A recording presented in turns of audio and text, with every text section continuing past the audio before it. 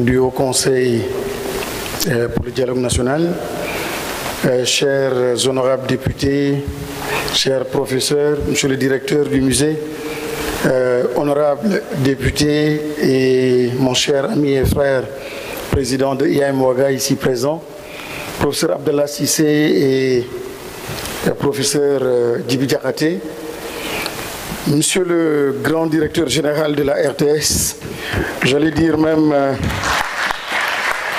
mais sa place est ici, parce que c'est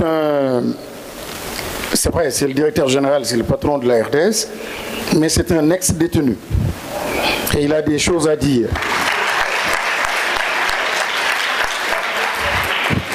Alors, je vais être très bref. L'idée, ce n'était pas de prendre la parole.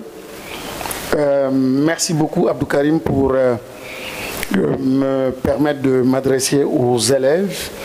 Mais l'idée, c'est surtout d'écouter. Je suis venu aujourd'hui écouter comme vous. Nous avons invité de grands professeurs. Nous avons aussi de grands témoins de l'histoire qui sont là. Ils parleront, nous les écouterons. Juste une précision. Il ne s'agit pas de l'histoire d'un parti politique. On n'est pas là pour parler du PASTEF. On n'est pas là pour parler du président d'un parti. On est là pour parler du Sénégal, de l'histoire du Sénégal.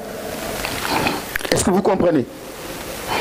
Lorsqu'on revient sur l'esclavage, le colonialisme, l'indépendance, naturellement, c'est le grand moment de l'histoire, n'est-ce pas? Du pays, de l'Afrique, du monde. Il faut bien parler de notre histoire.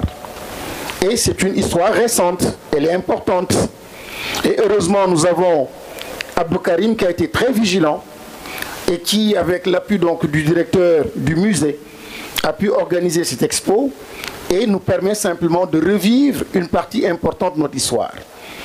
Donc, essayons de comprendre qu'est-ce qui a caractérisé donc, cette marche de notre nation, les hommes qui ont porté ce combat, qui sont parfois morts, hein. Parfois on ne les connaît pas, on ne connaît pas leur nom, on en connaît d'autres. Mais le plus important, c'est la marche de l'histoire, la marche de la nation. Et dans la salle, il y a des détenus qui étaient là. Mais peu importe, oublions les noms, d'accord?